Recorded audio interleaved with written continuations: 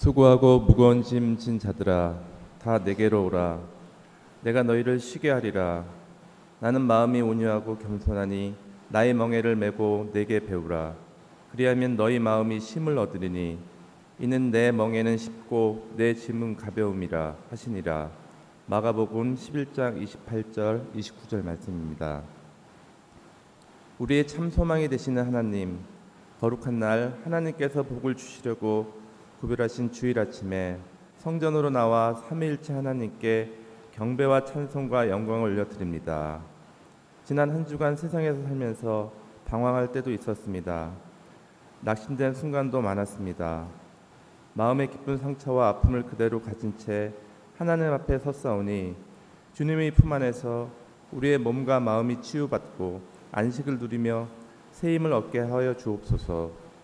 예수님의 이름으로 기원하옵나이다. 아멘. 경배 찬송 8장 다 함께 부르시겠습니다.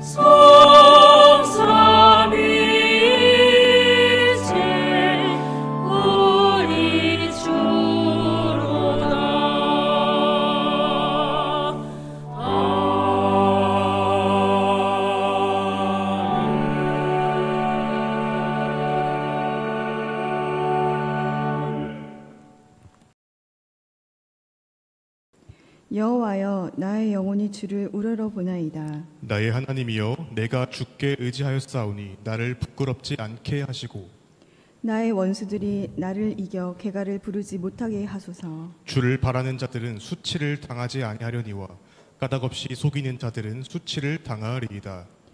여호와의 주의 도를 내게 보이시고 주의 길을 내게 가르치소서. 주의 진리로 나를 지도하시고 교훈하소서. 주는 내 구원의 하나님이시니 내가 종일 주를 기다리나이다. 여호와는 선하시고 정직하시니 그러므로 그의 도로 죄인들을 교훈하시리로다. 온유한 자를 정의로 지도하시며 온유한 자에게 그의 도를 가르치시리로다. 아멘. 김현숙 교수님께서 대표 기도해 주시겠습니다. 기도하시겠습니다. 하나님 아버지, 오늘도 예배 가운데 함께 하심을 감사드립니다.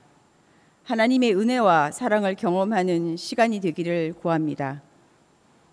세종 캠퍼스 이곳에 대학이 설립된 지도 벌써 80년이 훨씬 넘었습니다. 8이라는 숫자는 히브리 원어로 새로운 시작을 의미하는 숫자라고 합니다. 대학학원 산하 교육기관들이 이번 새학기를 기점으로 새로운 시작을 경험하기를 간구합니다. 내 영혼이 잘됨 같이 내가 범사에 잘되고 강건하기를 내가 간구하노라는 말씀과 같이 대학학원 산하 교육기관들이 영적으로 하나 되게 하시고 전무후무한 전성기를 맞이하는 한 해가 되게 하여 주시옵소서. 초창기 창립 기도 가운데 성령님의 감동을 받아 맹세하고 선포했던 소원들이 그리고 이 캠퍼스를 향한 하나님의 뜻이 온전히 이루어지기를 기도합니다. 점점 인공지능에 대한 의존도가 높아져 가는 이때에 세종교육기관의 구성원들이 먼저 깨어 기도하게 하시고 겸손과 사랑으로 하나 되게 하시며 하늘의 지혜가 넘치게 하여 주시옵소서. 하나님의 절묘한 타이밍 가운데 예비된 도움의 손길을 늘 경험하며 나아가기를 원합니다. 학생들이 세종 캠퍼스를 통해 하나님의 비전을 받게 하시고 세상 각 분야에서 영향력을 행사할 수 있는 일꾼들로 양성되게 하여 주시옵소서. 세상에 으뜸이 되는 세종인들을 배출하는 교육기관들이 되기를 구합니다. 할 수 있거든이 무슨 말이냐? 믿는 자에게는 능치 못하심이 없느니라 하셨습니다. 올해는 새로운 시작에 대한 도약이요 세종산하 기관들의 전성기가 되는 한 해가 되게 하여 주시옵소서. 오늘도 말씀을 전하실 양승준 목사님 입술에 성령의 기름을 부으사 축복의 말씀, 생명의 말씀이 선포되게 하여 주시옵소서. 하늘연 성가대 가운데 찬양의 영을 부어주시고 찬양 가운데 천상의 소리를 들을 수 있기를 원합니다. 예배를 돕는 손길들 위에 하나님의 한없는 축복이 임하기를 간구합니다. 이 시간 한 사람도 거저왔다 거저가는 자 없게 하시고 하나님이 살아계심을 체험하며 찬양과 말씀 가운데 하나님이 함께 하심을 경험하게 하여 주시옵소서. 이 모든 말씀 우리 주 예수 그리스도 이름으로 기도드립니다. 아멘.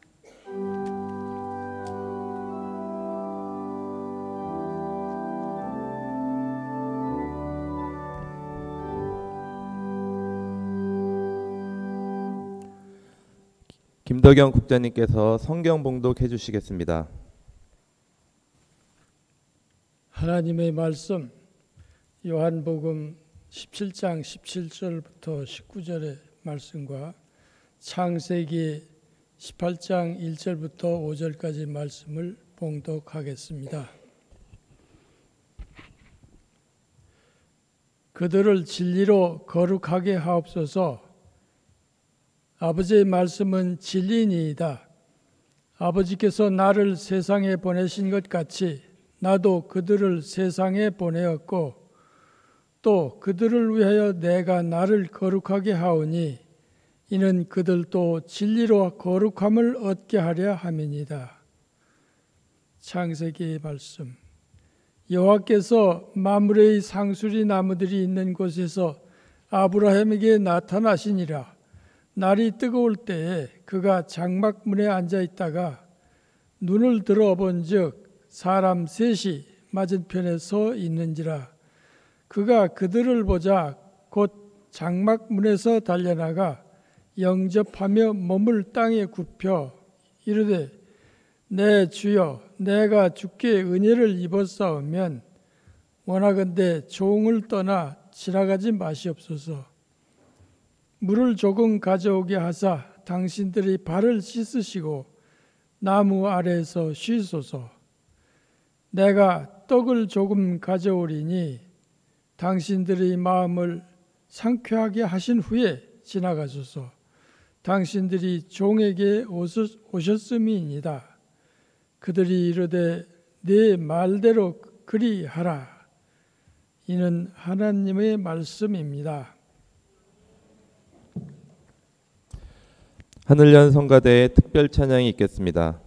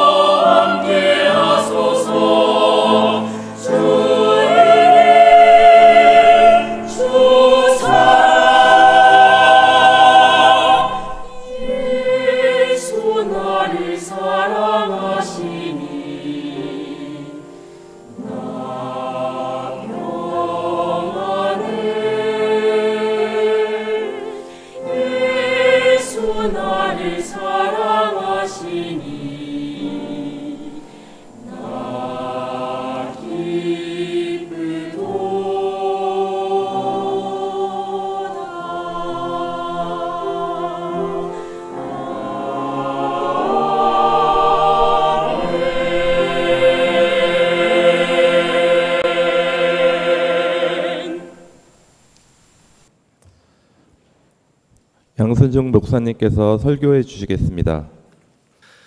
지난주 교목 집사님 설교에서 3.1운동과 또 기독교 정신을 아주 세밀한 역사적 해석으로 빗대어서 말씀해 주셨지요.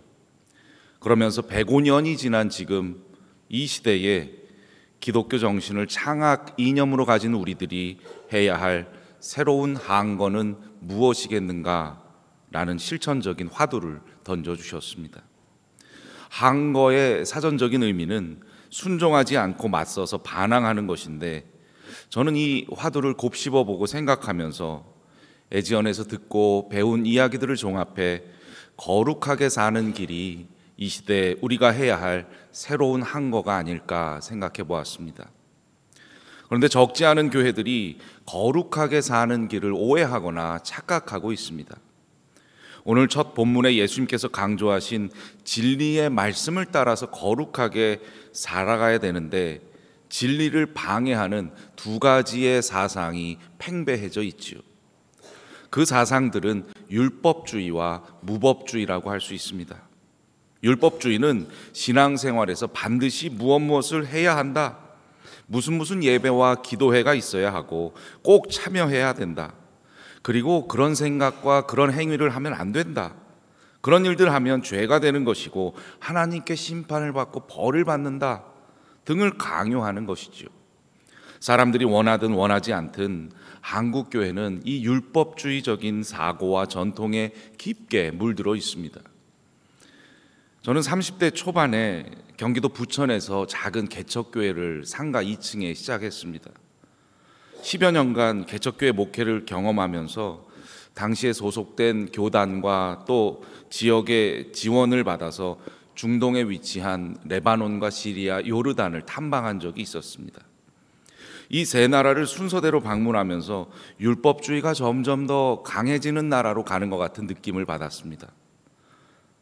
레바논을 제외한 시리아와 요르단은 이슬람의 성향이 더욱 강한데요, 기도 시간이 되면 확성기를 틀어서 메카를 향해 기도할 것을 알리고, 여성들은 히잡과 차도르를 계속 해야 되며, 심지어 이란 사람들은 밥 먹기 전에 발 씻는 정결례를 행하기 위해서 화장실 세면대에 발을 올려놓고 씻는 광경도 목격했습니다.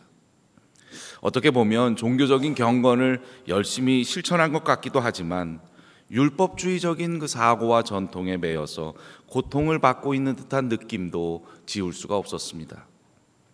지금도 코란은 아랍어 이외에는 번역이 허용되지 않고 해석만 가능하기 때문에 코란에 기록된 말을 문자 그대로 인간에게 적용시키는 율법주의가 팽배하구나라는 생각도 갖게 되었습니다.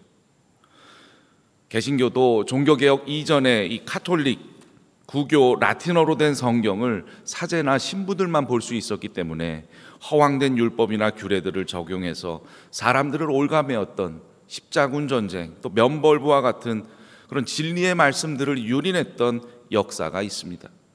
이런 율법주의는 사람들에게 숨을 쉬지 못하게 할 뿐만 아니라 하나님의 뜻을 오해하고 종교를 왜곡하는 큰 위험이라고 할 수 있습니다.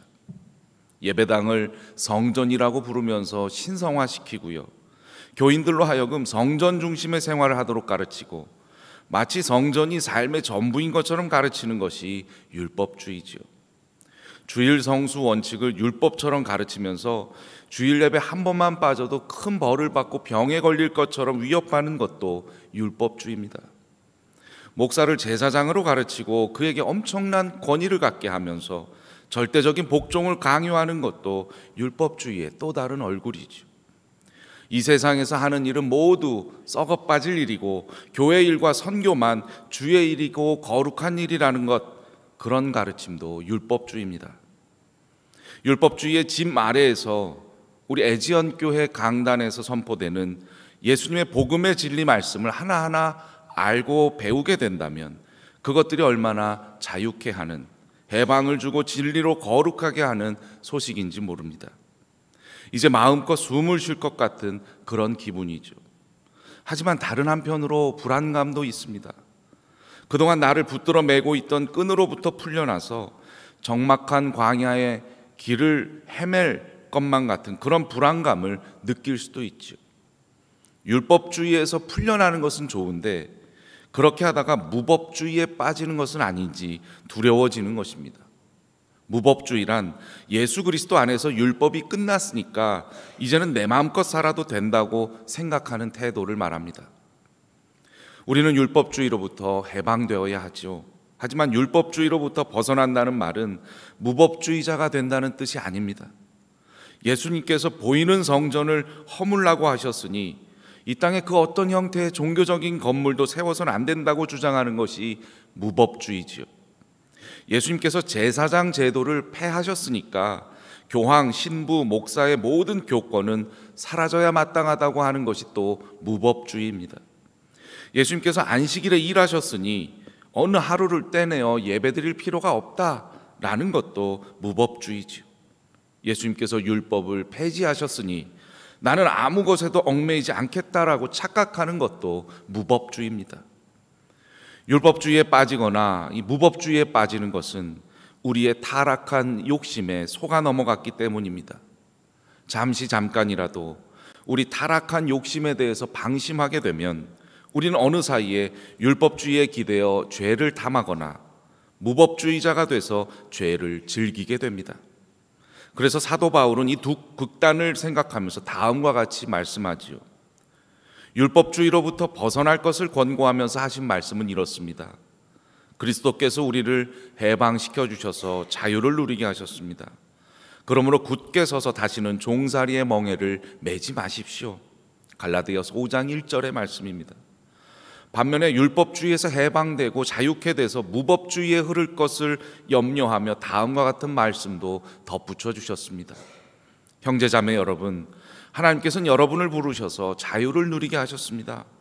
그러나 여러분은 그 자유를 육체의 욕망을 만족시키는 구실로 삼지 말고 사랑으로 서로 섬기십시오. 갈라디아서 5장 13절의 말씀이죠. 율법주의도 아니고 무법주의도 아니라면 우리가 설 자리는 어디일까? 예배당, 예배, 주일, 목사, 여러 율법주의적인 태도를 가지는 것은 속박되는 것이요, 무법주의적인 태도를 가지는 것은 방탕으로 기우는 것이라면 도대체 그런 것들에 대해 어떤 태도를 가지는 것이 옳겠습니까? 이 대목에서 오늘 본문에서 예수님께서 하신 핵심적인 말씀인 진리로 거룩하게 하라 에서 율법주의도 무법주의도 아닌 제3의 대안을 찾을 수 있을 것 같습니다. 하나님의 궁극적인 목표는 거룩하고 건강한 교회들을 통해서 이 세상을, 그리고 믿는 사람들을 통해서 믿지 않는 사람들을 구원하는 데 있습니다. 그러므로 우리는 먼저 예수 그리스도의 말씀을 통해서 거룩함을 추구해야 되지요. 믿는 이들의 존재와 삶 속에 거룩이라는 의미의 그 구별됨의 증거가 나타나야 됩니다. 그래서 예수님께서도 오늘 본문인 요한복음 17장 17절과 19절에서 이렇게 기도하시죠. 진리로 그들을 거룩하게 하여 주십시오. 내가 그들을 위하여 나를 거룩하게 하는 것은 그들도 진리로 거룩하게 하려는 것입니다. 이 같은 거룩함, 구별됨의 증거를 가지고 우리는 이 세상에 파고 들어가야 됩니다. 믿지 않는 사람들을 찾아 만나야 되는 거죠. 믿는 사람들끼리만 어울리는 것에 만족하는 것이 또 율법주의입니다. 우린 율법주의를 반대합니다. 그래서 이 세상으로 파고 들어가서 믿지 않는 사람들의 친구가 되어주어야 하지요. 그러나 그들과 어울리면서 믿지 않는 사람들의 세속적인 영향력에 휩쓸리는 것은 또 무법주의에 빠지는 것입니다. 그들과 어울리되 자신의 구별됨이, 거룩함이 그들에게 영향을 미치게 하는 것, 그리하여 그들이 하나님 앞으로 돌아오게 하는 것, 그것이 하나님으로부터 받은 거룩한 부름이고 예수 그리스도의 삶을 따라 사는 것이죠. 그렇다면 구체적으로 어떻게 거룩한 부름에 합당한 구별된 삶을 살아갈 수가 있을까요? 오늘 두 번째 본문인 창세기 18장에는 낯선 자를 대접하는 아브라함과 사라의 이야기가 등장합니다. 논어에 보면 먼 곳으로부터 친구가 찾아오니 또한 즐겁지 아니한가라는 말이 있는데, 분주하고 바쁘게 하루하루를 살아가는 이 시대에는 누군가 찾아오는 것이 즐겁고 기쁘기보다 귀찮고 당혹스러울 때가 더 많은 그런 시대 같습니다. 그러나 창세기 18장에 나오는 아브라함은 달랐습니다. 오늘날 아브라함은 섭씨 50도가 넘는 사막의 더위 속에서 여느 때처럼 하루 종일 상수리나무 아래에 앉아 있었습니다. 그때 저 멀리에서 걸어오는 낯선 사람 3명을 발견하지요. 아브라함은 그들이 정신이 나갔거나 나쁜 짓을 하려는 강도일지도 모른다고 생각했습니다. 고대 사회에서 외국인은 특히나 위험한 존재였다고 하지요. 외국인은 그 지역의 복수동택법, 특히 그 피해 보복 원칙이라고 해서 살인당한 자의 부족이 그 가해자 부족의 한 명을 살해할 수 있는 소위 이에는 이 눈에는 눈이라는 법의 테두리를 벗어난 존재가 외국인이었기 때문에 살인이나 약탈의 대상이었습니다. 하지만 아브라함은 이런 생존법에 연연하지 않고 자기의 직관에 따라서 행동하지요. 아브라함은 저 멀리 서 있는 낯선 자들을 맞이하기 위해서 신발도 신지 않고 맨발로 달려갔습니다. 99세의 노인이 사막 한가운데서 자기를 해칠지도 모르는 낯선 자들을 맞이하기 위해 맨발로 뛰어가는 모습을 한번 생각해 보십시오. 아브라함은 주위 사람들, 특히 어려움에 처한 사람들의 처지를 자기 일처럼 여기고 처음 보는 사람들을 아무런 거리낌 없이 맞이했지요. 한순간에 자기는 없어지고 상대방과 하나가 될 수 있었던 것입니다. 아브라함은 하나님의 음성을 들었던 75세 때부터 처음 보는 낯선 사람이라 할지라도 그 사람의 입장에 서서 생각해보는 연습을 했습니다.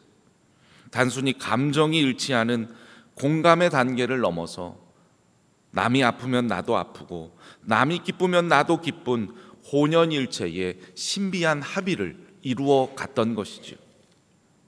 누가 봐도 이것은 정상적이며 일상적인 그런 행위는 아닌 것 같습니다.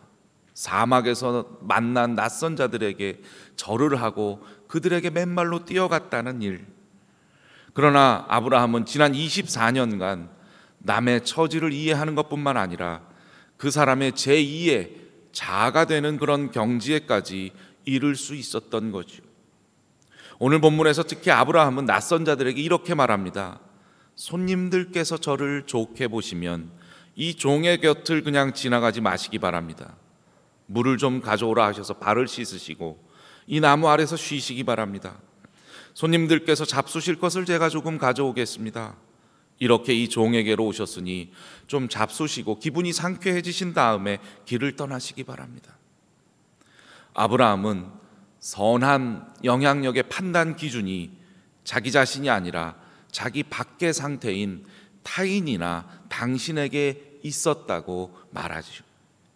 그는 손님들께서 저를 좋게 보시면 이라고 표준세 번역에 번역하는데요, 손님들께서 저를 좋게 보시면이라고 말을 꺼내지요. 이 문장에서 하나님을 믿는 기독교의 선은 인간이 해야 할 그런 덕목인데 그 기준이 자기에게 있는 것이 아니라 타인에게 있다는 것입니다. 이를 나타내는 히브리어 단어는 토부라고 하죠. 토부의 첫 번째 의미는 선하다라는 뜻이고 두 번째 의미는 좋은 향기를 내뿜다라는 뜻입니다. 선함, 이 토부를 지닌 자는 자기가 의도하지 않아도 달콤하고 그윽한 향기가 저절로 풍기기 때문에 다른 사람이 그 향기를 맡으면 매료되지 않을 수가 없겠지요. 그것이 바로 그 사람을 형성하는 인품이라고 할 수가 있습니다. 나그네를 지극한 정성으로 환대한 이 아브라함, 나중에 어떻게 되었습니까? 바로 하나님을 만나는 영광을 누리게 되지요. 결과론적이지만 아브라함이 하나님을 뵙는 덕분에 불가능한 것처럼 보였던 아들 이삭을 얻게 되는 그런 축복의 말씀도 듣게 되었습니다. 뿐만 아니라 소돔과 고모라에 사는 조카 롯을 살릴 수 있는 은총도 얻게 되었죠. 공동체 구성원들뿐만 아니라 나그네들을 환대하는 것, 그들에게 자리를 주고 그 자리에 불가침성을 선언하는 것이야말로 사회가 성립하기 위한 조건입니다. 이는 자신과 공동체 이익과 행복만을 추구하는 공리주의에 빠진 이 시대의 인간관을 경계하는 대목이고 거룩함과 구별됨을 이루고 성취하는 삶인 줄 믿습니다. 2월 마지막 주간 부족한 저에게 우수 강의 교수자에 대한 시상에 선정됐다는 희소식을 들었습니다. 그리고 전체 교수 연수회에 참여하게 되었습니다. 은퇴하시는 교수님들을 찬양하고 새로 임용되시는 교수님들을 환영하며 각 부처의 도전들과 비전을 나누면서 왜 세종대학교가 이렇게 성장하고 발전할 수밖에 없는지 절실히 느끼고 깨달을 수밖에 없었습니다. 영예로운 상을 수상하고 테이블에 앉아서 같이 애찬을 나눌 때 같은 테이블에는 우수 연구 교수님들이 말을 건네고 함께 대화를 나누었습니다. 이렇게 질문을 하시더라고요. 저는 우수 연구도 좋지만 우수 강의가 더 대단한 것 같습니다. 학생들에게 좋은 평가를 받는 비결이 뭡니까? 제가 머뭇거리는 사이에 옆에 우수 강의 교수상을 받은 다른 교수님이 저는 학생들에게 친절하고 인사하고 가르치면서 도와주고요. 화가 나더라도 화를 잘 내지 않고 잘 참습니다. 라는 등의 줄줄 이야기를 하셨습니다. 저도 그분의 이야기에 동의하면서 교수님들의 이런 모습이 연수의 시간에 자주 언급되었던 우리 세종대학교의 기독교 정신, 또 애지 정신, 훈민 정신의 작은 실천들이 아닐까 느꼈습니다. 오늘 본문의 말씀들로 요약해 본다면 진리의 말씀으로 거룩함을 행하는 것이고 친절과 환대의 영성이라고 할 수 있겠지요. 거룩이란 용어는 히브리어 카도쉬인데 구별, 다름의 의미를 지니고 있습니다. 흔히 세속과 구별돼서 하나님 말씀에 입각해서 나의 생활만 바로잡는 것이 거룩이라고 생각합니다만 진정한 거룩이란 나와 다르거나 익숙하지 않은 것을 배척하지 않고 그것을 성찰과 기회와 또 섬김의 대상으로 만들어서 구별과 다름을 인정하면서 사는 것이 진정한 거룩이라고 할 수 있겠습니다. 작금의 세속문화는 자기만 아는 이기성과 폐쇄성에 빠져 있습니다. 돈과 권력과 명예를 위해서라면 타인과 다른 공동체를 비난하고 배척하는데 낙인 찍는데 혈안이 되어 있지요. 그러나 진정한 거룩은 나를 챙기면서도 다른 사람과 이웃을 챙기는 것입니다. 그것이 거룩한 삶의 핵심이고 나 중심주의나 집단 이기주의에 순응하지 않고 맞서는 그리스도인의 새로운 항거라고 믿습니다. 새 봄과 새 학기의 시작이 진리의 말씀에 의해 거룩함과 구별됨으로 점철된다면 우리가 속한 공동체에 뿌듯한 성취와 보람과 하나님의 은총이 가득할 것이라 확신합니다. 잠시 기도하겠습니다. 저희를 거룩의 삶으로 구별된 그리스도의 생활로 부르신 하나님 감사합니다. 저희를 도우셔서 율법주의로부터 벗어나게 하시고 무법주의의 함정에도 빠지지 않게 하옵소서. 다른 이들과 거룩하게 구별되게 하시며 그 구별됨의 증거를 가지고 세상 속에 들어가서 인위적으로 구별하는 타인들과 이웃들을 품게 하여 주옵소서. 저희를 통해서 이 세상이 거룩해지도록 우리 애지연 교회를 저희들을 사용하여 주옵소서. 예수님의 이름으로 기도합니다. 아멘. 은혜의 말씀 감사합니다. 이 시간은 헌금봉헌 및 헌금기도 순서입니다. 찬송가 50장 1절 3절 부르실 때 박찬혜 이사님께서 드려진 예물 봉헌과 기도를 해주시겠습니다.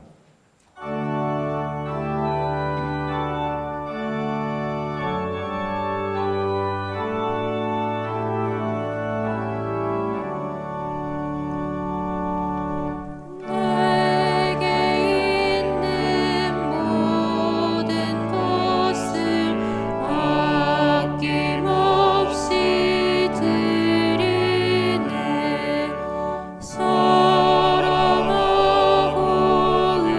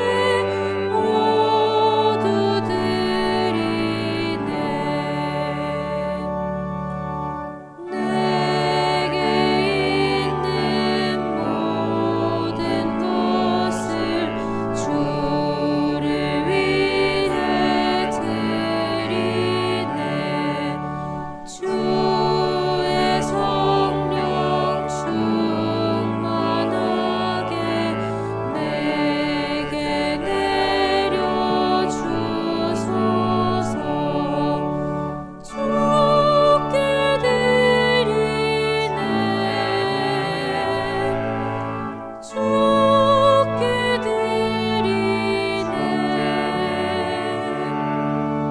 사랑하는 구주 앞에 모두 드리네.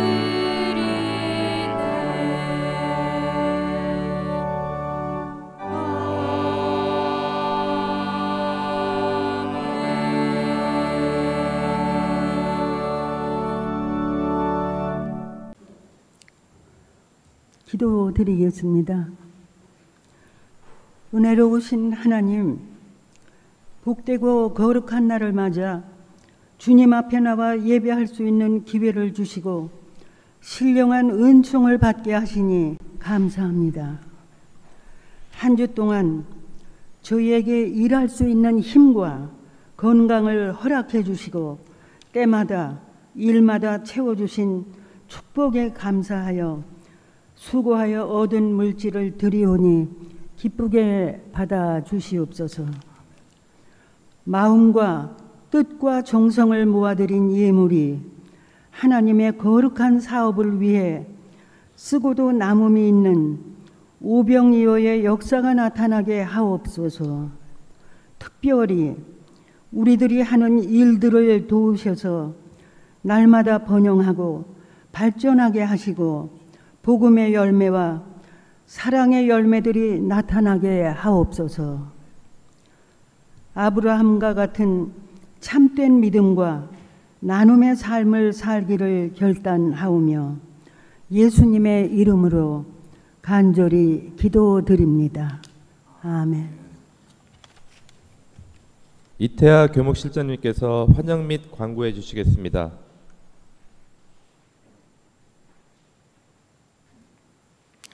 이 시간 이 예배에 참여하는 모든 분들께 하나님이 주시는 은혜와 평강이 가득하기를 기원합니다. 이 3월 기도 제목입니다. 지금 대학원 산하 모든 학교들이 개학을 했습니다. 이번 학기도 하나님의 은혜 안에서 모든 학사 일정이 순조롭게 진행될 수 있도록 기도해 주시기 바랍니다. 또 우리 그 교목실에서 주관하는 채플, 세종 수요예배, 그다음에 예지연 우리 강좌, 그다음에 세종 주일예배가 모두 하나님의 은혜 안에서 잘 이루어지고 또 많은 생명을 구원하는 그런 도구로 사용될 수 있기를 여러분들이 기도해 주시기 바랍니다. 특별히 저희 캠퍼스 사역을 책임지고 있는 교목실을 위해서 여러분들이 많은 기도로 저희들을 지원해 주시기 바랍니다. 이번 국회의원 선거가 4월에 있습니다. 대한민국의 올바른 국가 정체성을 확립하는 이런 계기가 될 수 있도록 여러분 기도해 주시고 이번 선거에도 꼭 참여해 주시기 바랍니다. 공지사항입니다. 예지연 교회 예배에 여러분들 참여해 주셔서 감사드립니다. 우리가 어디서 예배를 드리든 영과 진리로 예배한다면 하나님께서 이 예배를 흠양해 주시리라고 믿습니다. 요즘 사순절 기간입니다. 예수님의 우리가 고난을 생각하면서 말씀과 기도로 이 기간을 보내시기 바랍니다. 특별히 이 기간에 여러분들이 복음서를 매일 몇 장씩 이렇게 읽으시면서 기도를 해주셨으면 합니다. 예지연 교회 그 온라인 계좌가 화면 하단에 나가고 있습니다. 여러분이 봉헌에 한 분도 빠짐없이 참여해 주시기를 부탁드립니다. 다음 그 주일 예배 순서를 맡아주신 분들 명단이 나옵니다. 여러분 참고하시고 잊지 말아 주시기 바랍니다. 그럼 또 다음 주에 우리가 건강한 모습으로 다 뵙도록 하겠습니다. 감사합니다. 결단 찬송 595장 부르시겠습니다.